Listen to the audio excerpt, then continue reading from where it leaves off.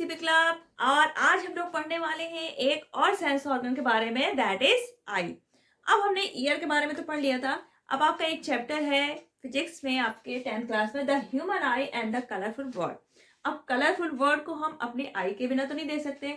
आपके जितने भी ऑप्टिकल इंस्ट्रूमेंट हो, चाहे वो कैमरा हो, चाहे वो टेलीस्कोप हो, चाहे माइक्रोस्कोप, वर्क करता है रिफ्लेक्शन ऑफ लाइट में। लेकिन जो हमारी आई है वो गॉड गिफ्टेड ऐसा ऑप्टिकल इंस्ट्रूमेंट है, सारी दुनिया को दिखाता है। और अगर हमारी आईज नहीं है तो जितने भी ऑप्टिकल इंस्ट्रूमेंट है उनकी कोई वैल्यू नहीं है। तो जो आपकी आई है ये भी क्या होती है, वर्क करती है on the base of reflection of light. तो सबसे पहले हम समझेंगे structure of eyes, then working of eye. तो अगर अभी तक आपने चैनल को सब्सक्राइब नहीं किया तो फटाफट पीसीबी क्लब सब्सक्राइब कर लीजिए। चलिए फिर ये सब बातें छोड़ के हम लोग आते हैं स्ट्रक्चर ऑफ आई पे। तो ये बहुत ही इजी से डायग्राम बना है आई का। तो आई जो हमारी है वो लगभग कैसी होती है, स्फेरिकल होती है शेप में, और इसकी डायमीटर होती है 2.5 सेंटीमीटर। अब जो इसका पार्ट आता है main, that are cornea, pupil, आपकी आई लेंस हो गया, suspensory ligaments, iris, ciliary muscles, retina. तो ये सारी चीजें हमारी आईज के मेन पार्ट्स हैं। तो जो आउटर पार्ट है आपका आई का, दैट इज कॉर्निया, जो हमें बाहर से दिखता है। और हमारी आई क्या होती है, आईलिड से कवर होती है जैसे। तो कॉर्निया जो इसका फ्रंट पार्ट है जो हमें बाहर से दिखता है, तो ये एक ट्रांसपेरेंट मेम्ब्रेन की तरह होती है। और हमारी जो लाइट रेज है वो आईज में जब जाती है, कहाँ से होकर जाती है, कॉर्निया से। अब कॉर्निया के जस्ट पीछे आती है हमारी आइरिस।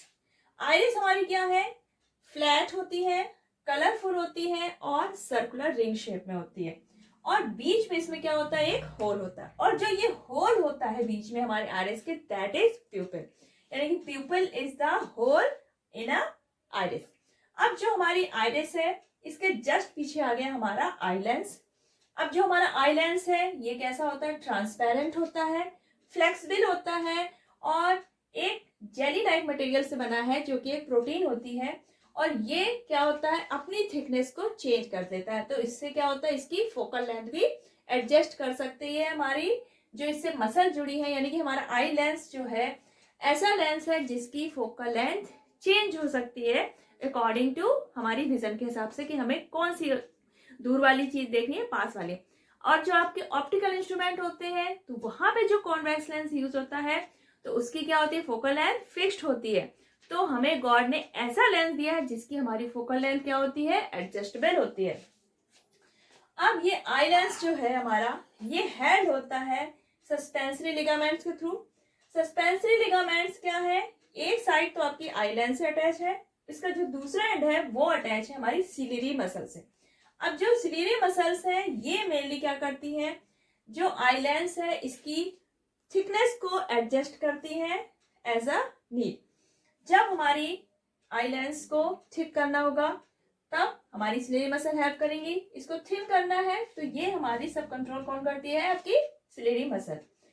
अब इसका जो बैक पार्ट है आई का, दैट इज रेटिना, जहां पर हमारे ऑब्जेक्ट की इमेज फॉर्मेशन होती है, दैट इज रेटिना। रेटिना आपकी डेलिकेट मेम्ब्रेन होती है और इसमें बहुत सारी लाइट सेंसिटिव सेल्स होती हैं जो कि कलर्स को भी सेंस करती हैं और लाइट को भी। तो आपके दो टाइप की सेल्स होती हैं यहाँ पर, रॉड्स एंड कोन्स। तो जो आपकी रॉड्स होती हैं ये होती हैं लाइट सेंसिटिव, लाइट सेंसिटिव, और कोन्स होती हैं ये हमें बताती हैं colours of object by generating electrical signal. अब जो हमारी इमेज बनेगी रेटिना में बनेगी, और जो इमेज बनती है वो कैसे बनती है, रियल और इन्वर्टेड। लेकिन जो हमारी ऑप्टिक नर्व है ये ब्रेन में ले जाती है उस इमेज को, और हमारा ब्रेन जो होता है उसको सीधा करके दिखाता है। अब रेटिना में एक जो हमारी ऑप्टिक नर्व जहां पे मिलती है वो पॉइंट कहलाता है ब्लाइंड स्पॉट।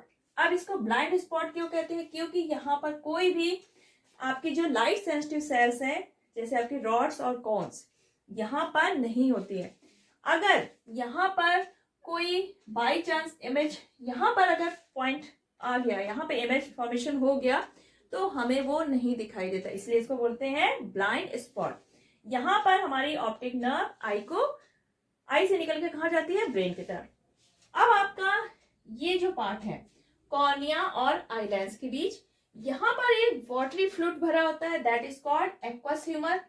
और आपका आई लेंस और रेटिना के बीच जो एक ट्रांसपेरेंट जेली लाइक सब्सटेंस भरा होता है, दैट इज विट्रियस ह्यूमर, और जो कि हमारे आईज को सपोर्ट करता है।